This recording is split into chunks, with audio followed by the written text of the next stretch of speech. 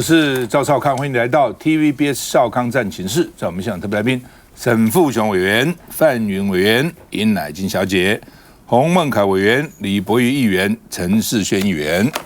好啊，中东啊风云还在那边持续哈，以色列持续跟真主党交战啊，而且呢，再一次要求黎南地面的居民撤离。啊，记得吗？这些人在加沙走廊时要求加沙北部居民给我撤到南部去。哦，我要轰炸北部，冲到南部去以后呢，又去打南部，那些人真的流离失所。现在告诉你哦，这个黎巴嫩南部地方你也赶快撤离。哦，前两天还讲，那5栋大楼人都要离开，而且离开要距离那个5栋大楼500公尺远哦，等等哦。好吧，反正就是现在听说在那边难民起码20-30万在那边流离失所啊，很惨，想要躲避了啊。那另外呢，约旦河西岸呢也是空袭啊，死了18个人。以色列说，再有哈马斯高层被击毙，哈马斯高层已经快被团灭了，已经死的差不多了哈。还有我们把他们杀光光，除恶务尽啊。那真主党也发射了230这个炮弹了哈。那以色列说，我们已经瞄准你的继任领袖，所以我的情报很准，知道你的继任领袖在哪里，就轰他，把他轰死。所以目前也生死不明，不知道这个继任领袖到底呢活了还是不活哈。那另外呢，拜登再强调一次说呢，因为以色列说要报复嘛，你发了180-200颗这个飞弹，我要报复你。报复有2种，一种是炸你的油田，一种炸你的核设施。那拜登说不支持你炸他的核设施，但是问题是拜登讲话有什么用呢？以色列现在不理他嘛，以色列爱干嘛就干嘛嘛。所以呢，以色列官员说报复飞弹的袭击，以色列盯上，我现在是要打算打他的石油了啊，但是会不会进一步打他的核设施难讲嘛啊。那国际的油价因此就大涨了5%，我们看一下。接连爆炸巨响，黑夜中远方冒出火光。黎巴嫩贝鲁特周4深夜又遭到攻击，而当地主要机场周围成为锁定的目标。有航班才刚降落没多久，一旁就出现爆炸。同一天稍早，贝鲁特市中心建筑物也遇袭，造成9人死亡。以色列早对居民下达疏散令。I think what we saw from September 23rd on is truly catastrophic. It's something that, the people use the word unbelievable. 各国陆续前往黎巴嫩撤侨。另外，根据联合国统计，以色列发动攻击后，至少16万人出逃前往叙利亚。以色列还宣称锁定真主党据点，针对贝鲁特的情报总部。而美国总统拜登也松口，正在讨论以色列采取的攻击。Would you support Israel striking Iran's oil facilities, sir? We're discussing that. I think that would be a little. 有鉴于伊朗日前接连发射数百枚飞弹到以色列，现在各界都在看以色列是不是有可能报复伊朗。而先前美国总统拜登说绝对不支持对伊朗核设施动手，但这次被问到攻击石油设施，他话没说死，只强调还没那么快。阿正，我觉得以哈之间没完没了的纠葛，在100年也不会解决，在100年。所以呢，可惜我们100年后我们也都走了。所以我们应该要趁像类似这样的节目，交代我们后代的历史学家回头看这一段，那他们的看法会跟你刚才的 introduction 你的叙述会有很大的差别。我觉得你看得太近了，你看得太细了，这些都没有用的。我还是要回到我原先的论述，就是说这个以色列是一个老鹰，鹰巢啊跟群蛇的窝。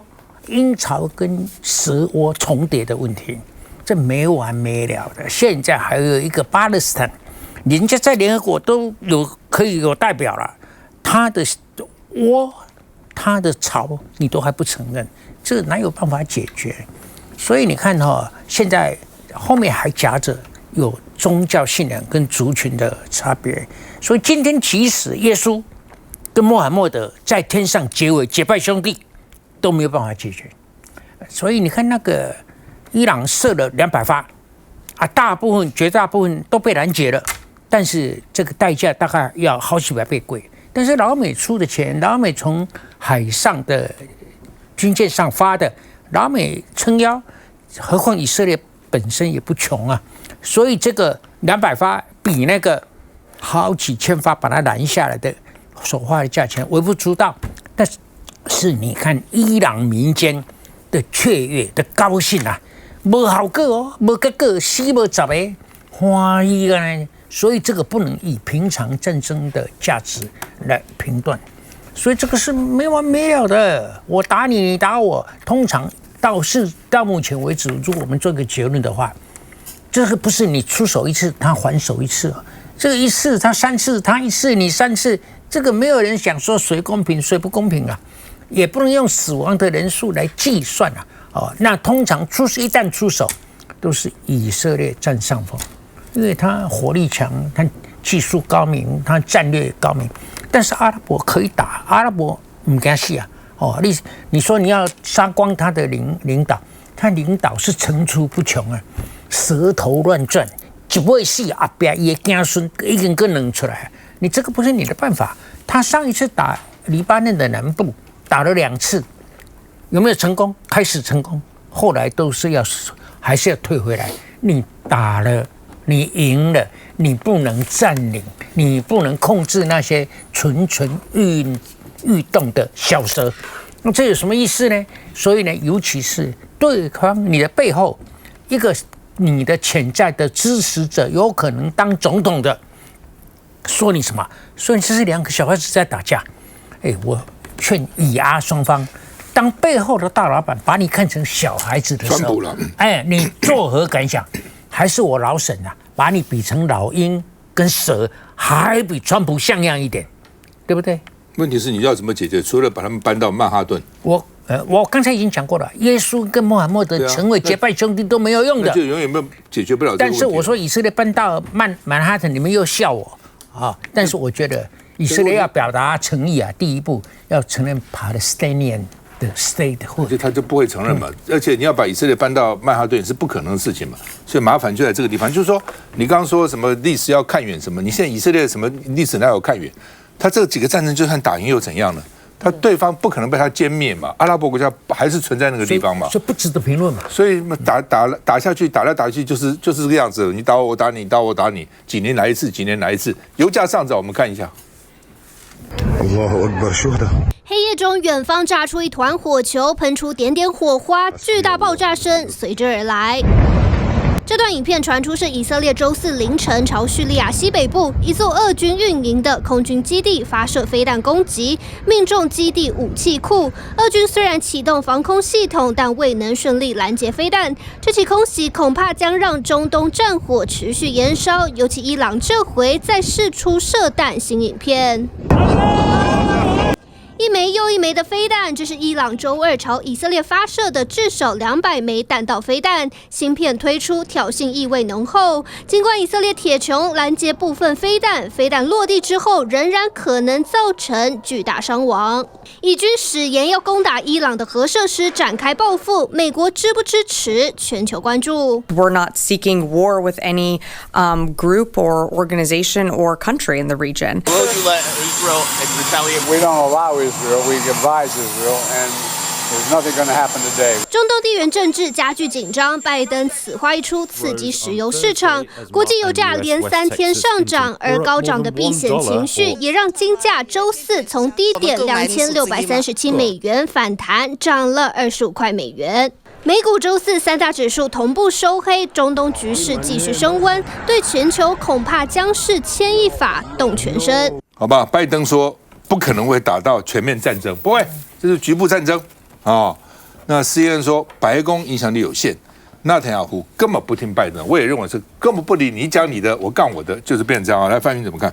那我想大家有看那个美国民主党副总统辩论，就注意到第一题哦，就是这一题啊，2位候选其实立场就很接近哦，就是会绝对不会抛下以色列不顾哦，就是会挺以色列哦。那我想这个也讲得很清楚，就是说民主党跟共和党在这一题上的立场哦。那当然，拜登昨天讲的那个话，刚刚赵大哥讲的，我也有注意到哦，他特别讲说他不认为会出那个 all out war， 不会到全面战争，所以美国他说要做的更多，所以美国现在的工作就是说，你又要挺以色列，但是又不能够让战争升级哦。那我这里看到的评论有2种主张啦，一种就认为说，其实世界已经不是美国说了算，就像刚刚讲的，他为什么要听美国的哦？所以世界已经是不是一个中心或2个中心，而是多个中心了，这里自己是一局哦。那另外一种还是认为说，其实包含那个上个礼拜联合国大会的时候，法国也表示要介入协调，所以现在多国的力量加美国，我们看到拜登他现任总统的言论的，其实这个战事是可以控制的。我自己比较倾向于认为说，这个战事就是说是会控制，不会升级的。一方面就是美国也没有办法负担，就是任何一个国家包含这些欧洲的这些民主联盟都必须要一起控制，就是说让它不要升级因为你如果到就是说其他更严重，那就是说会失控那所以我比较认为说各国其实是已经进入要协调，让美国也会更努力的协调，所以就是会让它就是说战事不会再升级了。那当然，我想这里面有很多的讯息，包含就是大家都在关照那牵动的就是包含那个乌俄战争，然后跟这里的状况那我想这是大家都共同关注的国际大事。这个战争呢不扩大。全面扩大的唯一的关键呢，其实就在讲好听一点是伊朗的克制，讲的现实一点就是伊朗没有能力，他没有能力在中东地区挑起一场针对以色列的全面战争，伊朗完全承担不起。这个伊朗呢，已经透过这个卡达呢传讯息给美国，就跟美国说，他们不寻求地区战争但是呢，他们也说单方面呢保持自我克制的阶段已经结束了。这其实是非常无奈的，就在于是说，伊朗他必须要表态，他必须要采取适度的回击和报复行动。但是呢，他事实上他自己又非常的知道，他的能力呢没有办法去应对跟这个以色列的这个单挑，因为以色列的背后呢还有这个美国在撑腰。虽然说呢以色列自己的力量呢非常的这个强大，但是呢如果不是因为美国在背后撑腰，派了航空母舰，甚至于派了陆战队，还是提供给以色列武器的这个情况之下的话呢，以色列呢他没有办法一直持续这样子打这场的这个战争。以色列现在呢完全就是已经杀红了眼了。对了，以色列来讲呢，这个是他千载难逢的机会。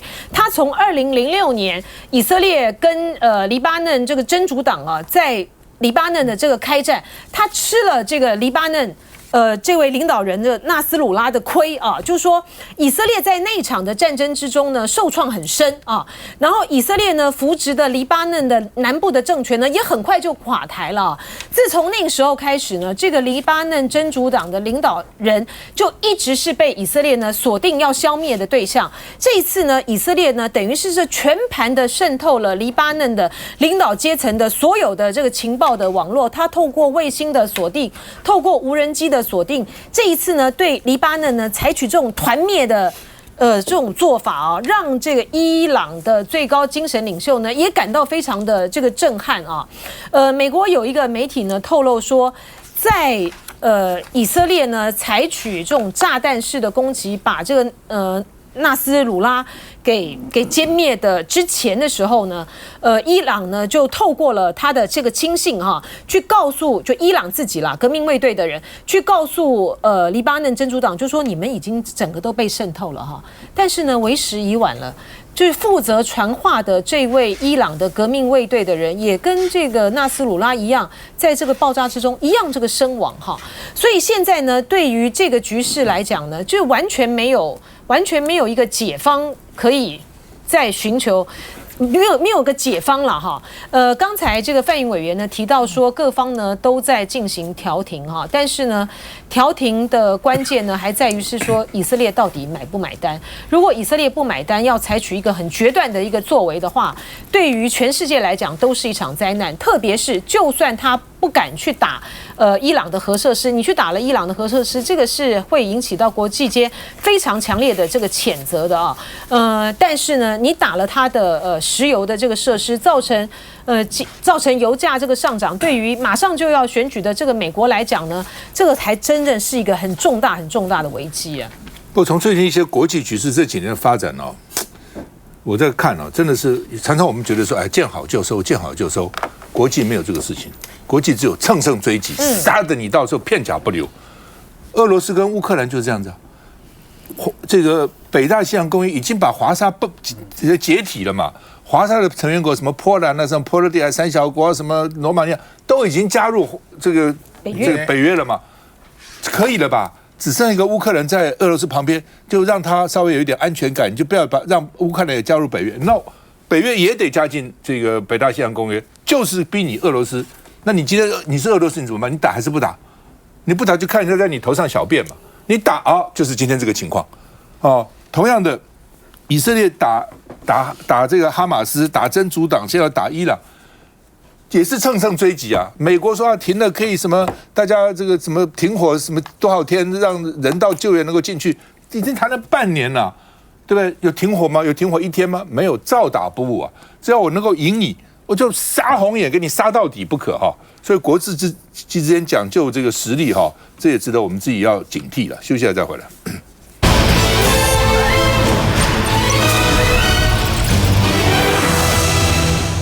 长者是宝，需要陪伴与照顾。一人一点力，爱就大无限。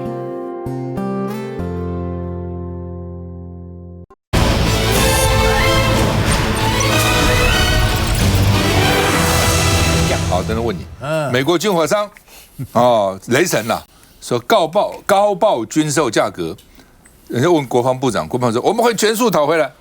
你根本不是发现，是老美发现的，讨也是老美帮你讨的哦。那你还说是认知作战，还不敢承认哦，真的是哦，我觉得很没种了。那这个雷神恶意抬价，卓荣泰说希望负担合理，而且是给国防部一个经验哦。那另外呢，就是国防部没经验咯哦。然后顾立雄说，哎，这不是我们民进党执政的，是马英九执政的时候，前政府时期2013年呢哦，那个时候呢这个买的哦。那时候买的，现在买到底有没有被抬价钱呢？到底还有还是没有？老美每天就跟你讲说，什么 GDP 的10%啊 ，GDP 5%了哈，都很多钱了。那个钱增加军备要干嘛？就是要买武器嘛。武器跟谁买？就是跟美国嘛，对不对？那美国军工复合体很厉害的、都搞在一起啊，哦。那连王定宇都说，国防部被当冤大头了哈，因为美国人恶意抬价嘛。民众党的立委林义君说呢，国造潜舰也是很多重要的零件是跟雷神买的呢。哦，雷神只赚你的2个钱吗？雷神其他的武器没赚你的钱吗？哦，怎么可能？通常我这边赚你钱，觉得你是凯子，我那边也到处赚你钱啊，能赚钱还不赚你钱吗？哦，所以呢，媒体说台湾被当盘子炸鸡了，国防部很生气，你们是操作以美论，美国对我们这么好，我们怎么可以怀疑他？美国干什么都是对的。哦，卖给我们什么价钱都是对的，哦，你们不可以怀疑他，哦，特别是在什么10月1号这个时候怀疑他，你帮老共为虎作伥啊，什么意思啊？哦，所以呢，你们在操作以美论啊、哦。那赖世宝说多少只有这种以美论来掩护，只要说你不能以美论，什么都不能谈啊，美国任何事都不能怀疑哈，到底怎么回事？我们看一下。美方主动调查，美方主动告知的，那这个也是他们基于这个不管跟哪一个国家这样的一个军售制度所本身具有的一个防弊的一个措施，正在进行相关的司法程序，那会将我们应该所获得的这个被高估的这样子的一个雷神公司的不当得利的款项会全数返还给我们，因为这个是跟其他的国家一起做的一个案子哈，那我们会跟其他的国家一起来比较，那所以事实上这个案子后来发现胡报的这个部分呢，不是只有牵涉到我们的国家，还有其他的好几个国家。这次我们被这个所谓的雷神公司来做这样子的恶意提高价格，这个是美国联邦审计署他们查出来的，而美国联邦审计署他们查出来之后，过去几个等于是台湾也算是其中之一，而里面包括说有什么样的一个武器系统，其实2013年、2017年后面还有没有不知道，但至少不管是马政府时代或是蔡英文政府时代，其实都有类似这样的状况，损失至少上亿美金。所以我们现在这不用再想是说或是推给说这又是前朝政府，或者是这又是现在政府，其实中华民国人民的纳税钱就是大家一起面对，但每一次遇到这样的一个情况，就是要拿马维拉再来救援。8年了，民进党长进好不好？再来，我们其实看到这样的一个状况，说穿了，讲白了就是什么？就是因为这个武器军售，这就所谓的卖方市场嘛。卖方市场，美国过去到现在，我们一而再再而三讲的是说，这到底是不是我们要的一个武器的部分？每一次国防部会讲说，对，没有错，这就是我们要的武器。但是我们真的希望要的武器有没有放在美国代售我们的清单里面？还是每一次他们开出来的条件，我们只能照单全收？那我现在只想问3个问题，而这3个问题是到目前为止国防部还没有告诉我们国人的。第一，如果没有美国联邦审计署主动发现的话，我们是不是到目前为止都还被瞒在鼓里？我相信是哦，因为这一次是美国联邦审计署他们去找出来之后才发觉是说我们是被调高价钱，我们是被买贵了。如果没有美国联邦审计署的话，可能到目前为止我们还付钱付得很开心。那第二个问题。我们中华民国国防部有没有查清楚过去到现在的这个军售案件，尤其是跟雷神的这一家公司，我们到底多付了多少冤枉钱？现在有没有厘清了？有报道讲说我们损失可能上亿美金，有报道讲说我们损失的可能不只是1亿，可能还要更多。那到底我们现在几次的军售，我们被多收了多少钱？以及第三，如果说没有过去，只要我们在国防外交委员会想要了解一下说这个军售到底合不合理的时候，马上就会扣一个帽子，要么就说你是中共同路人，要么就会讲是说你不要以美论。我们现在监督的力道会有那么小吗？所以其实中华民国是一个主权独立自主的国家，我们对自己要有自信。就说美国当然是我们一个很好的伙伴，但更重要的是，当我们想要什么样的国防外交武器的时候，我们也应该要有自己的话语权，我们应该要有自己的一个论述能力以及谈判讲价的能力。如果说都没有的话，只会被人家予取予求的时候，我真的不知道还有拿什么力量来保护我们台湾。所以说这3个问题，如果国防部没有办法说明清楚的话，很抱歉，在这一个节骨眼上，你们到目前为止表现还是不及格的。这是雷神军售案，表面上啊是买贵退差价，美方要求雷神公司将多的溢价，也就是不当得利，全数返还给我国。顾立雄也说会全数讨回来，好像很有道理，但实际上我觉得问题非常大。第一个，照理来说，雷神公司还给我们不当得利是天经地义的事情，好不好？他多赚我们这违法的钱，不还给我们，难道还给美国吗？这有什么好说的？重点不是在于溢价不当得利还给我们，是我们必须要向雷神公司追讨所谓的合约的违约金啊！因为很明显的这个合约有瑕疵，而且是诈骗的合约啊。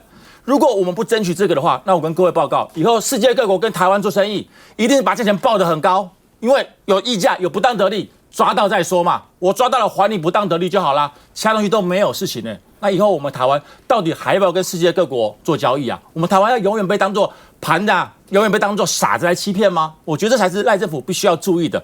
顾立雄不要去只会全数追讨所失去的溢价部分，而是要向雷神公司索取更多的赔偿金。我觉得这是态度的问题，也是国家该表现出来的一种方向跟手段。然后再第二个，我要补充一个，就是台湾政府到底是没有能力稽查价格不合理，还是没有勇气去质问价钱的合理性？这非常重要哦。也许我早就认为我有问题了，但是我不敢说。这个赖政府也必须要好好去改善这个问题，该争取的要争取，该要的东西我们绝对不能放弃，因为捍卫我们台湾的权利才是最重要的事情。空军曾经提过太贵了啦，这提过没有用啊，还被人家制裁啊。哦，他本来我们是参加什么他们那种会员啊，把它取消掉，没有资格，敢讲我贵，我卖都不卖给你，看你怎么办。老沈，我觉得博弈讲得很好，不过还有一个可能你漏掉了，是不是负责代表我方去谈判的人？把不应该得的利润放进自己口袋来而放水，为什么我这样讲呢？因为这个勾起我的回忆。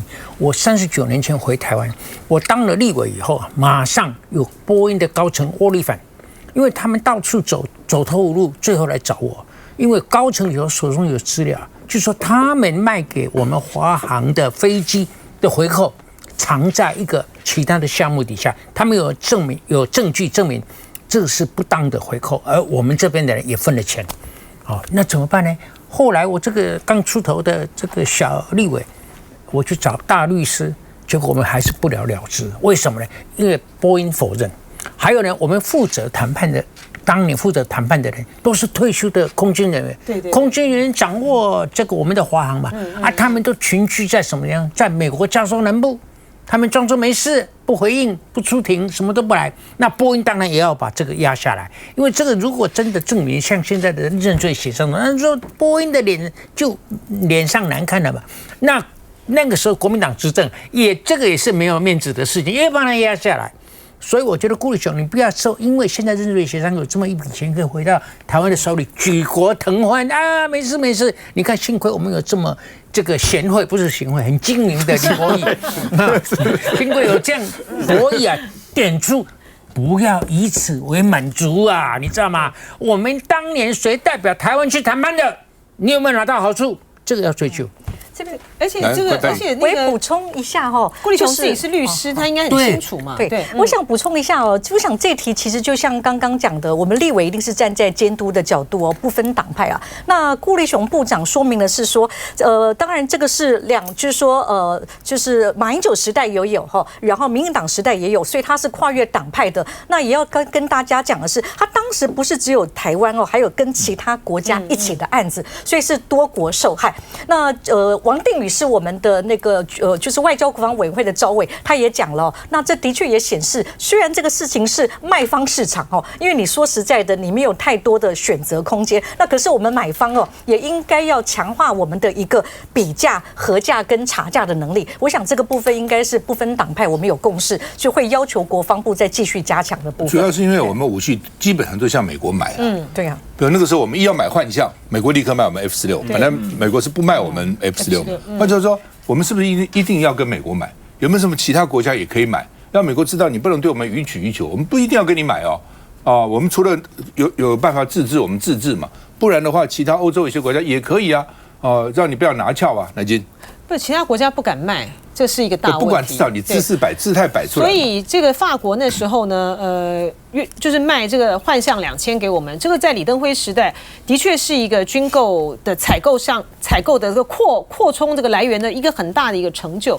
但是我们也都知道，幻象的这个部分，还有后来这个其他幻象本身没有问题啊，但是我们跟这个法国采购这个拉法叶案，就扯出了一大堆，死了很多人哦。然后那个弊案呢，到现在为止呢，其实还是没有尹清枫命案，还是没有查到这个真相啊。从猎雷舰开始，那我们其实也是从这个尹清枫案，然后猎雷舰案之后呢，我们这个对外的军事采购呢，它都是走这个军购的这个途径啊。